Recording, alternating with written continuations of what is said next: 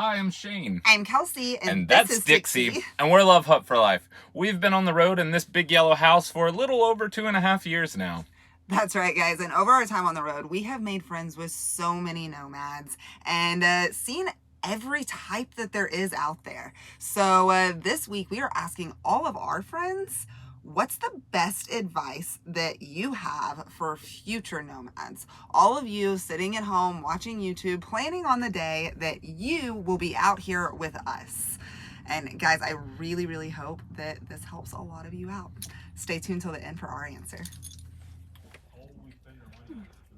One piece of advice I'd like to give is just be open and be confident with yourself. It's like, you're not going to meet any new people if you're, shy all the time. And I've struggled with that. So I think just be open and confident and meet new people.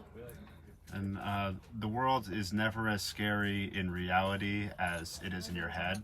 Like, we've all been scared of things before, and exactly what we were afraid of does happen to us sometimes, but it's never as bad, even when it does happen, as if we torture ourselves with in our head.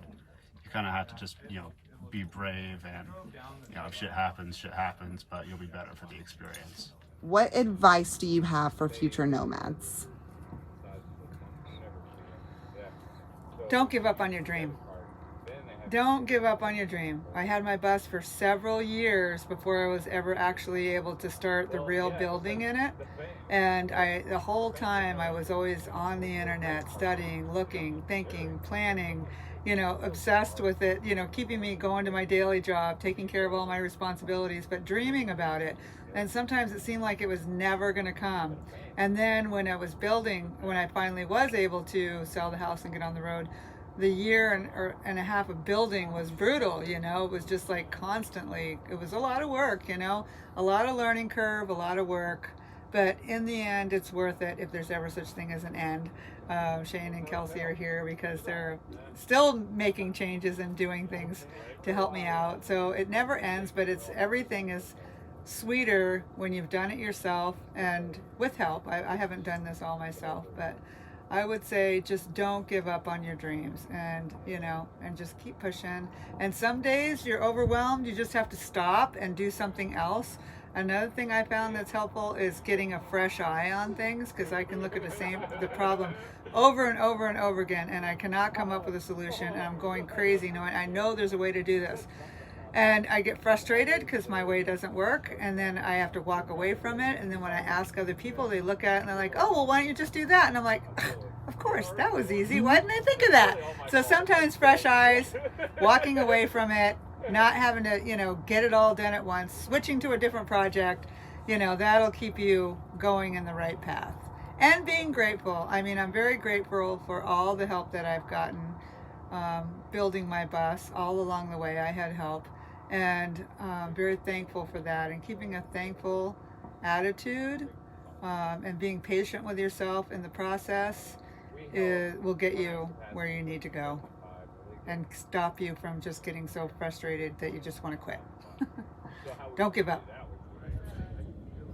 Be willing to change, adapt, and realize everything changes every day as a nomad. You just go with the flow. Okay, piece of advice for future nomads. Let go of structure and just go with the flow. Open yourself up to the universe, because you have no idea what's going to come your way. If you do, if you connect to that and just ride the wave of life, it's going to be awesome. Say yes to things you've never done before. Open yourself up to those experiences too, because you're going to grow so much. It's unreal. And I would say to have a squirrel fund. So if things awry, you have a little bit of money to work on your vehicle, or upgrade something. Just have a little bit of extra cash for just in case purposes. Right? Hell yeah. Yeah. And never say no to opportunities. That is a good one. That's a good one. Ooh, future. Okay, yes. Stealth is overrated, okay? You see the bright yellow house up there? You see the van with windows?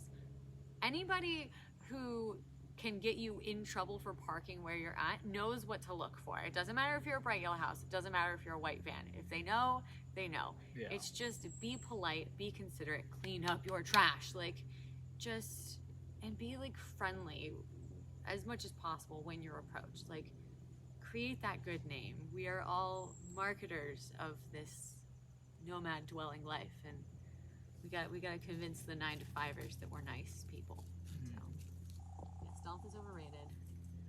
And definitely clean up go your trash. into it with an open mind, because and be in the moment. If like you're driving down the road and you see something cool, like definitely stop. Don't say like, Don't put it on the next time list. yeah, Just don't say, go. oh, on the way back. You know, it's like if you have the time, make it. And you know, Our most favorite experiences have been like spur of the moment, like, oh, we'll just stop for lunch and we stay for 2 days because we love it so much. And then there was another one. Oh, hold on. It was when not you that one find a stealth. good camp spot, stay as long as you can, because you might have to camp for the next week in Walmart parking lots or something like And that was the other that. thing. On that same note, not every park is going to be beautiful, but it's all about your mindset of the experience. It's just, you know, enjoy where you are, enjoy who you're with if you're traveling with somebody. Not every place is going to be glamorous, but it makes spots like this that much more worth it. So, Yeah. Walmart's, national parks, you know, there's some give and take. Do your research. Don't start too big with your rig, and don't bolt anything down at first, because you're going to move it a half a dozen times. If you're planning on starting on the road, I think my best advice is to say, don't bring or buy anything that you've seen that you said, oh, that looks neat. I could use that on the road, until you're actually on the road and say to yourself, God, I could really use that right now. And then buy it, because I've spent too much money on things that I never needed and ended up just giving it away to other nomads or to people who needed it along the way, because you don't have the storage room that you think you have. Even if you've planned ahead and said, oh, I could use this and this and this, but there's not that much room especially in my ProMaster. But just save yourself some money and save yourself some headaches too, because getting rid of things can be just as difficult as the storage, because sometimes you'll put it out and nobody will take it, and then you have to find a spot for it or a trash recycling place. So Take it slow. You know, don't think that you've got to have everything to start a nomad life. If you have to, throw a mattress in your car and then slowly acquire the things that you need to be able to be nomadic. But having the mentality to be able to change, go with the flow, and enjoy life even during difficult times is, I would say, the best advice. Yeah, be willing to slow down a little bit. Guys, there were so many really incredible answers there, and I hope that all of you will take some of the advice that's been given today. As far as my advice goes, I know that you have a plan. I know that you have bullet points in all of these places in the order that you want to see them around the country. Take those lists and throw them out the window, because they are not going to matter once you get out here. Part of the beauty of this lifestyle is going with the flow and letting the universe guide you on where you're supposed to be. It's a really, really freeing experience, and I hope that all of you get to enjoy it one day. I do believe most of the places we planned on starting out and going to see, we still haven't seen yet. So, Oh, no, not at all. My answer is a little different. My answer is be prepared. And that doesn't necessarily mean bring a bunch of stuff with you. It means knowledge, understand the vehicle you're running, understand how to repair it. I understand everyone is not a mechanic, but everyone can replace a tire or change their windshield wiper blades or replace coolant or windshield wiper fluid or anything that you need to do.